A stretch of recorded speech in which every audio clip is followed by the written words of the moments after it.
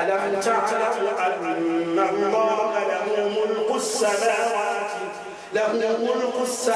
الحمد لله وكفى والصلاة والسلام على من لا نبي بعده. اللهم صل وسلم وبارك على هذا النبي الكريم وعلى آله وأصحابه أجمعين. أما بعد. Ama baada kumshukuru Mwenyezi Mungu Subhanahu wa Ta'ala na kumtakia kila laheri kiongozi wa umma Nabii Muhammad sallallahu alaihi wasallam, ndugu zangu wapendwa wa dini zote mnaotufuatilia katika channel yetu hii ya Nuru Cinema ulimwenguni kwa ujumla, pale ambapo channel yetu inafika hii ya kuamrishana mema na kukatazana mabaya na kusaidiana katika nguvu za giza kwa mitihani ambayo umeipata, lakini mitihani ile ikawa utatuzi wake ni mkubwa na hujui jinsi gani ya kuitatua, lakini kupitia Qur'ani, kupitia dua mbalimbali, basi ukaweza kutatuka katika lile balaa ambalo unalo, na huenda Mwenyezi Mungu Subhanahu wa Ta'ala akakupa hidayah. Mwenyezi Mungu Subhanahu wa Ta'ala katika Qur'an ameshazungumza mambo mengi sana, kila kitu amekiweka katika mwelekeo wake. Ameipamba dunia, akaifanya dunia kwamba tumeishi katika muda maalum, tutaondoka. Akakupa mtihani wa maradhi, akakuangalia imma shakiran wa imma kafura, utashukuru au utakufuru. Akakupa maradhi yale, akakuangalia, je, fasabrun jamil, utakuwa na subira au utafata vitu au utapita njia ambazo za kuomba zilizokuwa sio sahihi. Matokeo yake utajiongezea maradhi na utapata matatizo mbalimbali. Mwenyezi Mungu atunusuru kupita katika njia hizo. Leo nataka nieleze jambo moja ambalo jambo hili limewakamata watu wengi sana, wanawake na wanaume, dhukuri wa inasa. Wanawake na wanaume wamepatwa na mtihani huu, kama ninavyosema katika tafsiri za ndoto kwamba ndoto ni sehemu ya bishara, lakini shetani anaweza kuichezea ndoto katika mtihani mbalimbali, akakuletea njozi mbalimbali na ukajua kwamba hii si ndoto ya kawaida, huyu ni shetani. Leo nakwenda kuzungumza utajitoa vipi katika ndoa ya haramu au ndoa iliyokuwa imefungwa lakini haikustahiki kufungwa, wala si ndoa iliyokubalika, ni ndoa batil, na hakuna ndoa hiyo dunia nzima. Nikisema hivyo nadhani mnanielewa kwa haraka. Hakuna ndoa hiyo dunia nzima. Ndoa baina ya jini na binadamu, na aliyeolewa na aliyeoa, hawa watu wawili, kama katika ndoto atajitoa vipi? Niliwahi kueleza siku moja katika mada kwamba kuolewa, kuota umeolewa, nimeeleza sana, sitaki nirudie. Kuota umeolewa nikaeleza kwa upana kabisa, lakini sasa ninakwenda kujitoa. Utajitoa vipi katika jambo lile la kuolewa, aidha usingizini au wewe kuona umeoa kwa njia ya usingizini? Maanake ni vitu viwili. Kujitoa ni kupata hifzi, ni kutafuta kinga, ni kutafuta tiba ukatoka katika ile ndoa, kwa sababu wengi ambao waliooa au waliolewa katika njia za usingizini wamewekwa katika mabano kwamba hawa ni watu ambao wamemilikiwa na mashetani. Yani mwanamke hata kama kaolewa, anaweza akaolewa ndoa nyingine na akaona usiku ana ndoa nyingine. Asa ile sio ndoa. Asa ukiota hivi utajitoa vipi? Hapa ni kujitoa. Mwanamume ambaye kaoa, ana watoto wake, lakini usiku ana watoto wa kijini, atajitoa vipi katika ndoa ile? Ndoa yake imekuwa ina ugomvi, ndoa yake imekuwa haina maelewano, ndoa yake imekuwa ina matatizo, kwa sababu kuna mtu mwingine kamuoa mkewe, kuna mtu mwingine kamchukua mumewe kwa njia ya ndoto. Kwa hiyo hiyo ndo mada yangu, utajitoaje katika dhima ya mashetani bahari au majini bahari au majini mahaba au majini shamharushi na majini aina mbalimbali ambao wale wamekufanyia au wamekuoa au wamekuingiza katika ndoa. Nilikueleza siingii sana katika mada hiyo sababu leo na kwenda katika kujitoa kwake. Kwanza lazima tujue hal aljinni yatanakahuna wa yatanasaluna, je, mashetani wanaoana wao kwa wao au wanafunga ndoa?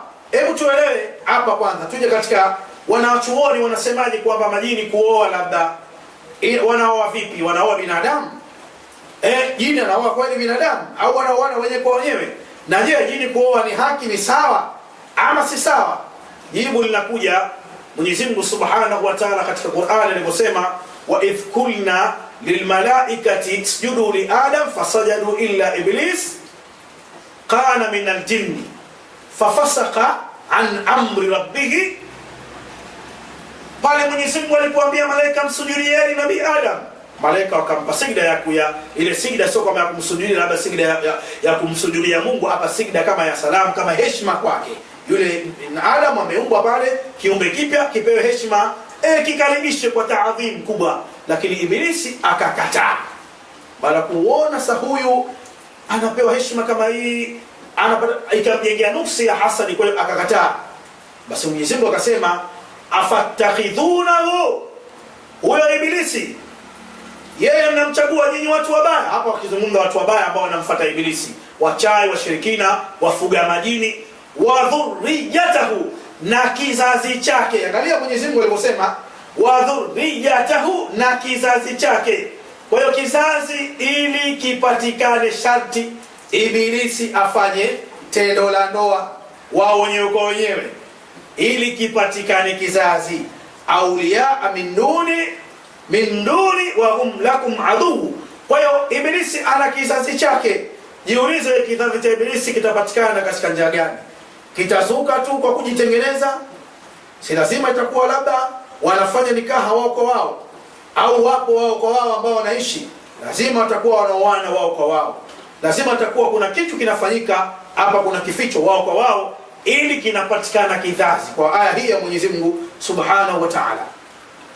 Qala al-Qadhi, amesema Imam al-Qadhi Qadhi Badri Dini Muhammad bin Abdullah, huyu ni Qadhi Dini bin Muhammad bin Abdullah, anasema yadullu ala innahum, kwa aya hii kwamba hawa mashetani yatanakahuna, hawa wanaoana wenyewe kwa wenyewe.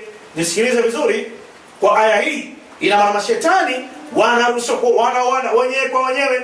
Sasa ndoa gani inafungwaje? Shehe gani? Hapa sasa tumwachie mwenyewe Mwenyezi Mungu Subhanahu wa Ta'ala. Alasna ilmu, hatuna elimu hiyo, bal alimul ghaib wa shahada. Mwenyezi Mungu mwenyewe ndo anajua. Labda kama kuna mjuzi anajua, mimi sina elimu kubwa kama wenzangu, labda wanajua. Lakini hapa pana hawa wanaoana liajali ad-dhurriya, kwa sababu wanatoa kizazi.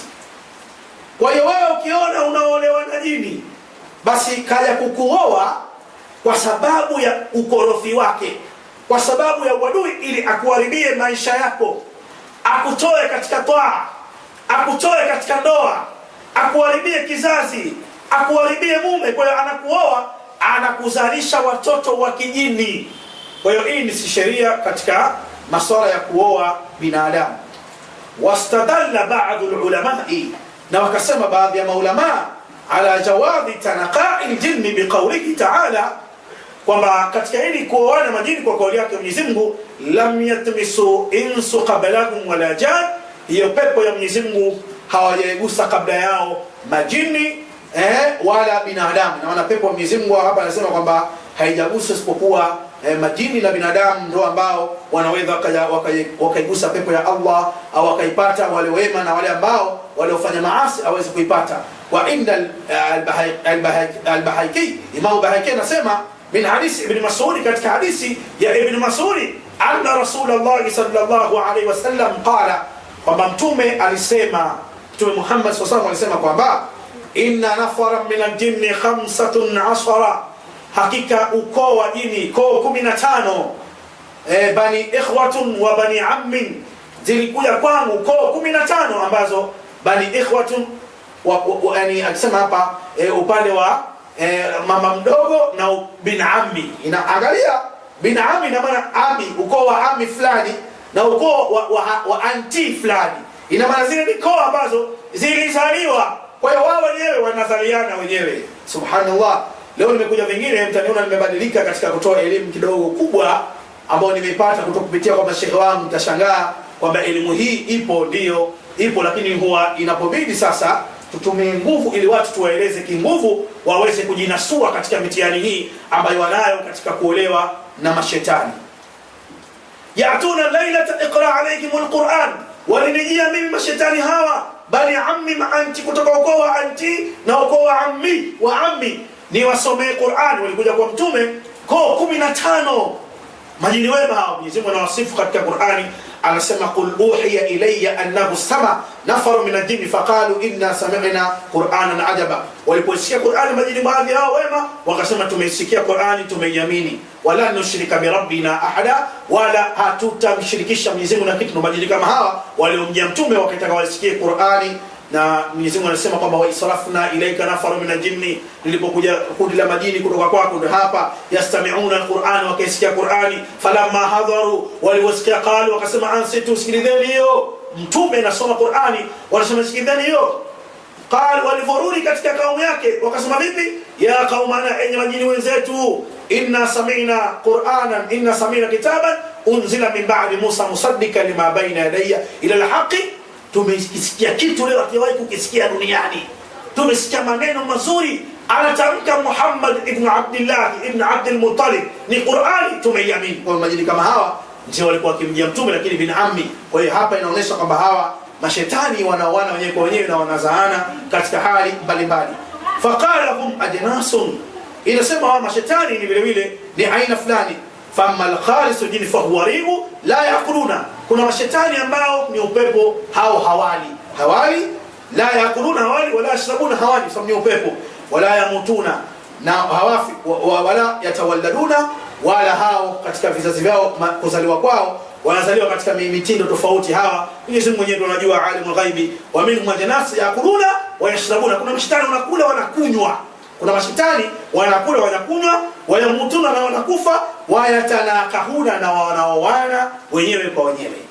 Sasa hapa tahabba albasar, hebu ichukue jicho lako, indama tanaim, wakati umelala, wa innaka ala tastati an tu'idda biha, kwamba unajua usingizini kwamba umeolewa, umevishwa taji la harusi, umeolewa, una mtu anakuambia wewe ndio mimi mke wangu, anakuja kukuingilia tena kwa nguvu, anakuja kwa sura ya binti wa Kiarabu mzuri au mwanamume mzuri, anakupeleka baharini, anakuambia hawa watoto wetu tumezaa, wale watoto wako duniani si wataki na nitawaua. Na tukiangalia watu wengi wenye watoto ambao wazazi wao wameolewa na majini bahari, au wazazi wao wamefanywa uchawi na majini bahari, wa kike au wa kiume, basi watoto wale wanaumwa sana, wanapata maradhi kila siku. Maana yule jini anaizungukia ile familia kuwapiga wale, kuwadhuru.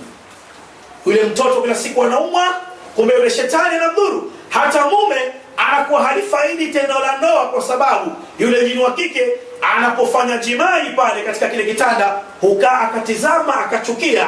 Kwa hiyo ana nguvu fulani, ana kadari fulani Mungu alimpa, anaweza kuzuia ile tendo lisifanyike pale pale likaishia. Subhanallah.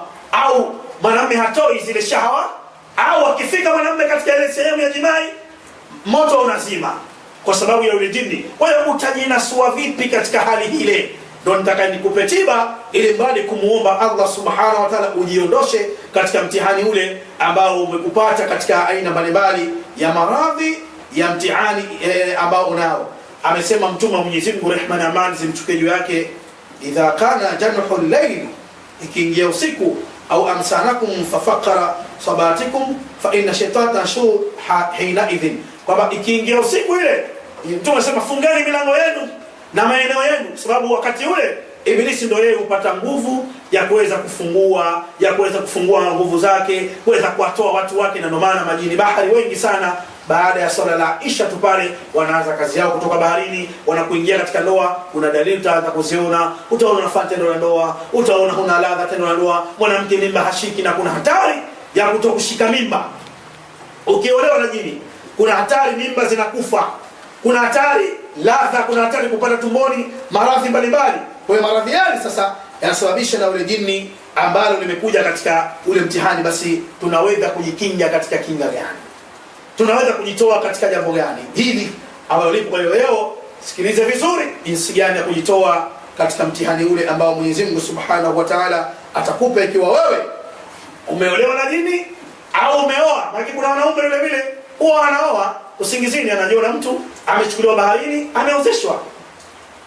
Mtoto mzuri wa Kiarabu kamuoa, na wallahi alazim anapofanya tendo la ndoa na yule jini anasikia raha, hata mkewe hamtamani tena. Kuna wanaume ambao anakaa miezi mitatu, miezi minne, miezi sita hajamgusa mkewe, analala kitanda hichi, kitanda kimoja.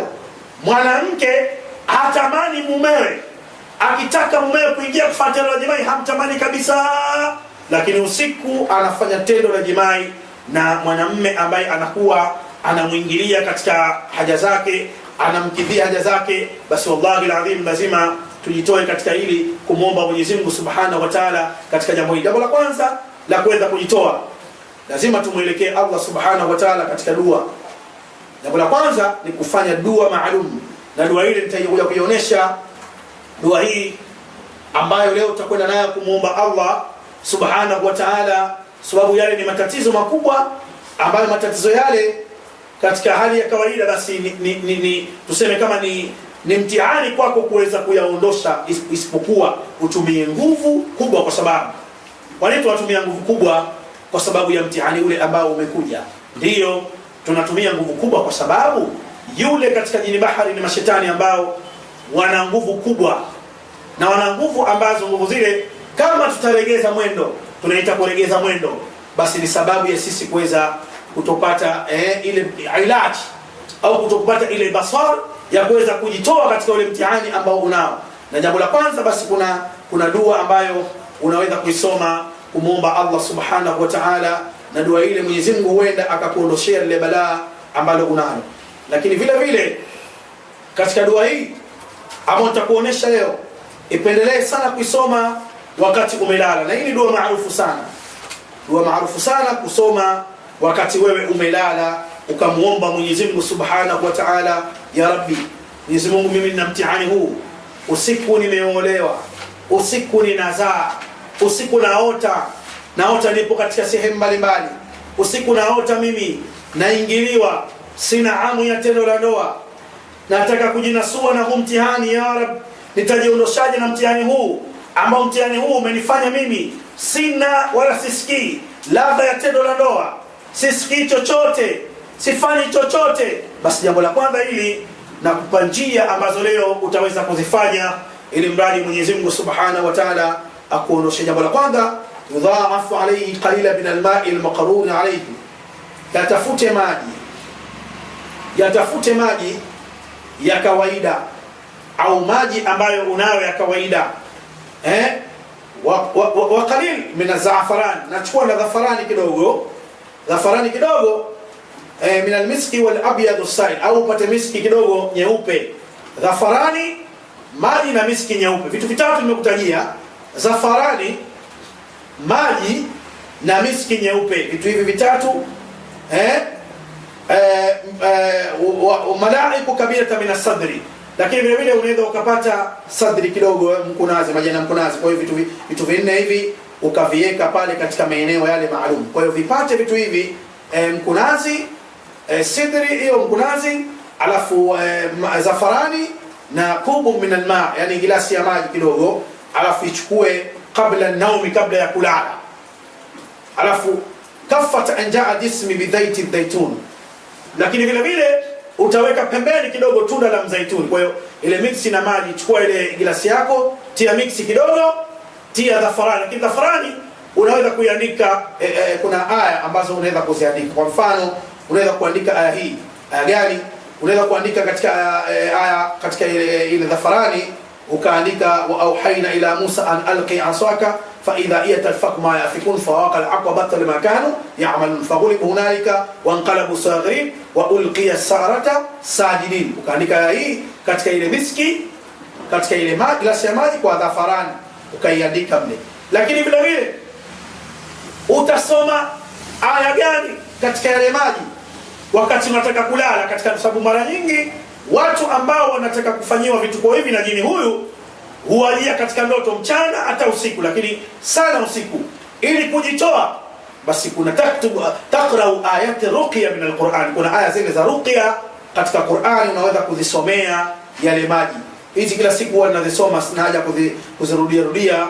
Alif lam mim zile dhalika kitabu, aya za ruqya ambazo anaweza akazisoma mpaka mwisho, akasoma ile wa haina ila Musa an alqiya sawaka, zote zile utazisoma zote zile, kwa sababu ya kuweza kuondosha ule mtihani ambao unakuwa. Maji hayo baada ya kuyasomea utaweza kuyanywa, utakunywa kidogo maji yale na miski kidogo, lakini usitie mixi nyingi sana, yani kidogo tu.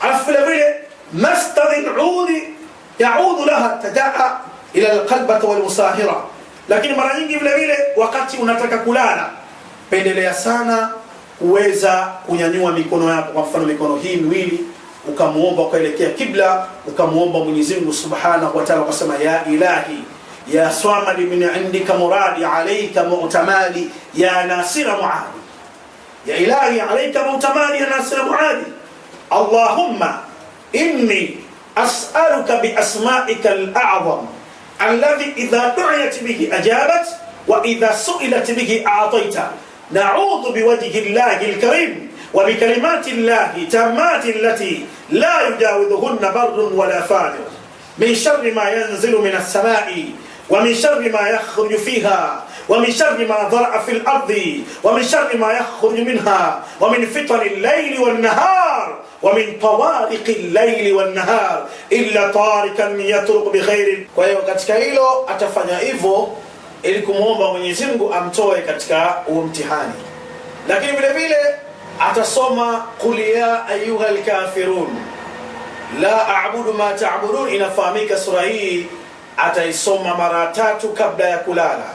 Lakini almuawwidhataini zile kul a'udhu birabbin nasi, kul a'udhu birabbil falaq, zile atazisoma mara 3 pamoja na al-ikhlas, kul huwallahu ahad Allahu samad mara 3.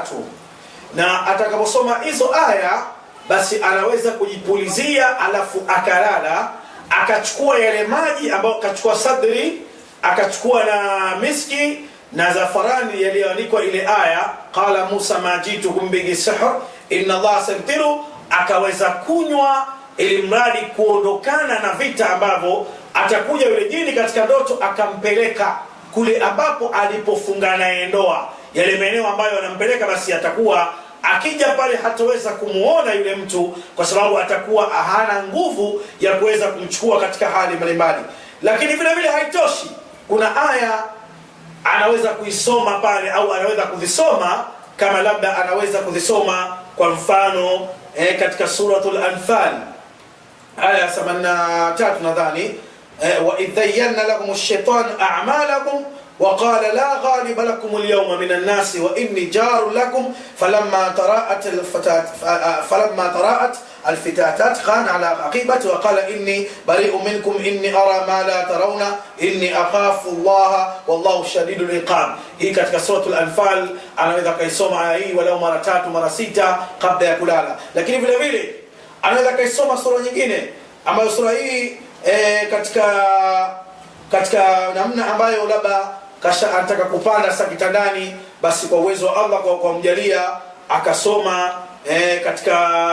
katika suratul Jinni, wa annahu kana rijalu min al-insi ya'udhuna bi rijali min al-jinni fazaduhum rahaqa, wa annahu kana rijalu min al-insi ya'udhuna bi rijali min al-jinni fazaduhum rahaqa. Hii aisome hata mara 75 mpaka mara 80, sababu inamhusu kwamba Mwenyezi Mungu anasema kwamba kuna wa annahu kana rijali, katika sisi majini kuna wanaume ambao wanauza wanaume wa kijini au wanawauza wanaume wa kibinadamu. Kwa hiyo apende kuirudia ile aya kama mwanamke kama mwanamume, ili mradi kwamba yule jini aweze kujua Qur'ani kwamba inafanya kazi na kumondoshia mabalaa yale ambayo anayo.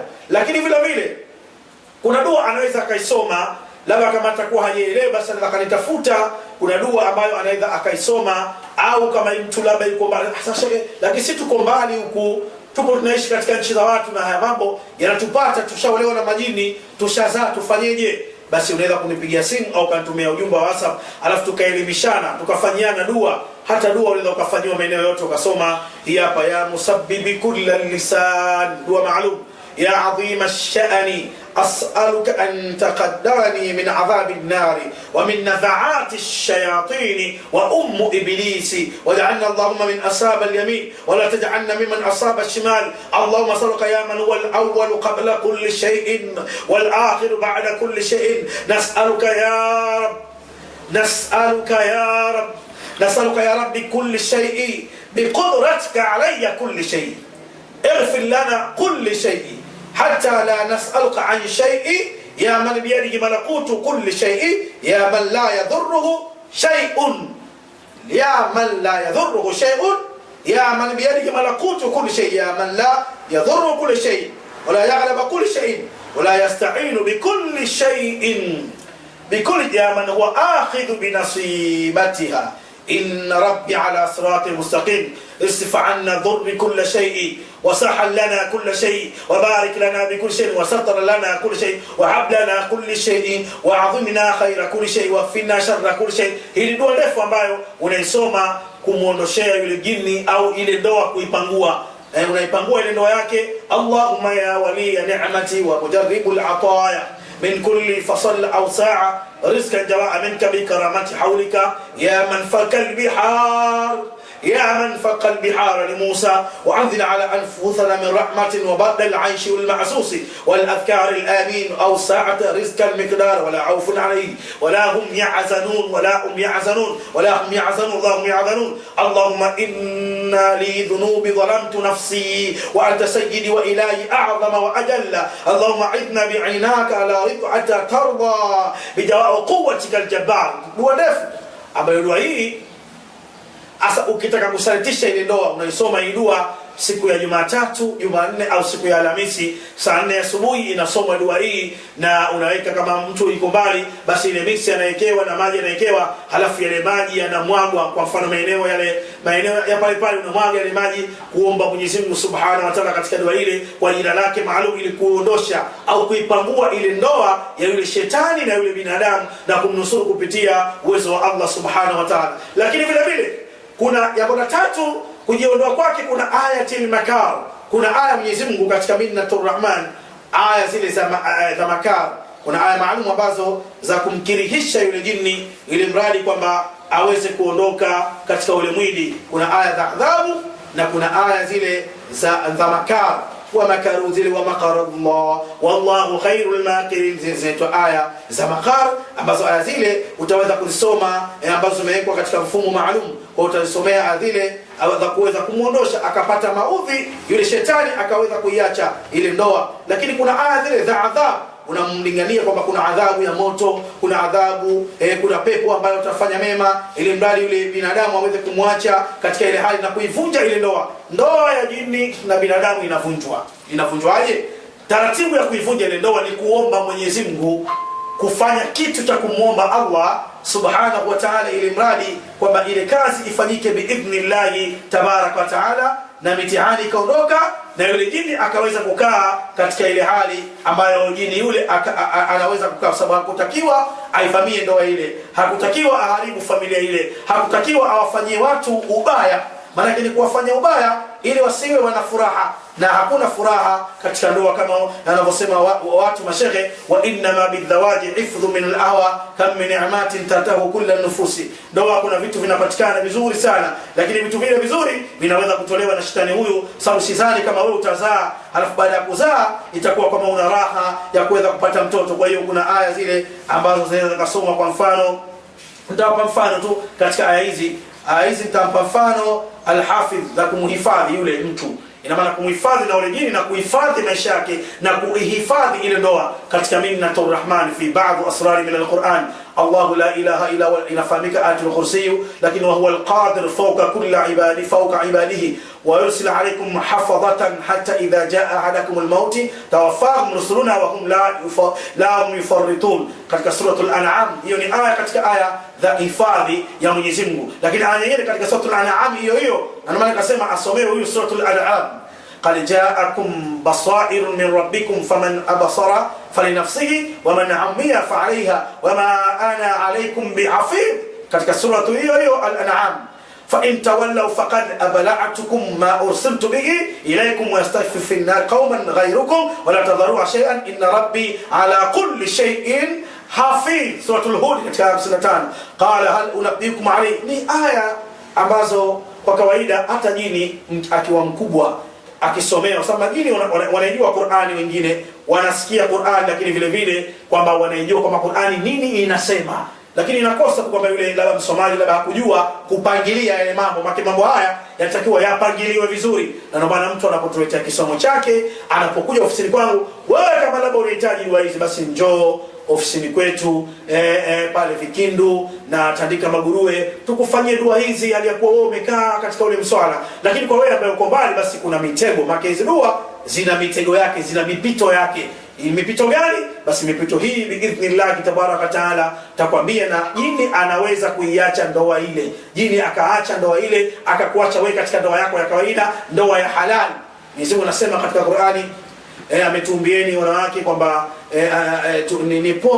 ni raha kuwa na wanawake katika khairi, kuwa na wanawake katika ndoa, kuwa na wanawake katika vizazi ni raha. Na Mtume akasema an-nikahu sunnati, ndoa ni katika sunna yangu, faman ra'iba an sunnati falaysa minni, atakayekataa ndoa yangu, sunna ndoa yangu, basi inshallah hayuko pamoja na mimi. Lakini sasa kuna watu wanajibana kuoa, lakini mtu anaoa hana raha ya ndoa, kwa sababu usiku anafuatwa na majini, anapelekwa baharini, anaozeshwa na vichwa pete, analetewa watoto ili awalee. Subhanallah, hana raha katika maisha. Kwa inshallah wewe ambaye mwanamke na mwanamume unasumbuliwa na matatizo haya, basi mtafute katika njia WhatsApp ili tujitoe katika ndoa ile, tuburudishe katika ndoa yako ya mwanadamu. Wassalamu alaikum warahmatullahi wabarakatuh. Na tuwasisitiza zaidi kwamba watu watoe michango yao katika kufanikisha channel hii, na vile vile usisahau kusubscribe channel yetu. Mambo mengi mazuri yanakuja kama haya biidhnillah tabaraka taala, utapata rehema. Na tunawatakia salama dunia nzima wale ambao ni maradhi ya corona. Mwenyezi Mungu atawaponesha wagonjwa wote ambao wapo katika nchi mbalimbali, turudi dunia katika hali yetu ya kawaida. Mwenyezi Mungu atuondoshee balaa hili lipite biidhnillah tabaraka taala. Wassalamu alaikum warahmatullahi wabarakatuh.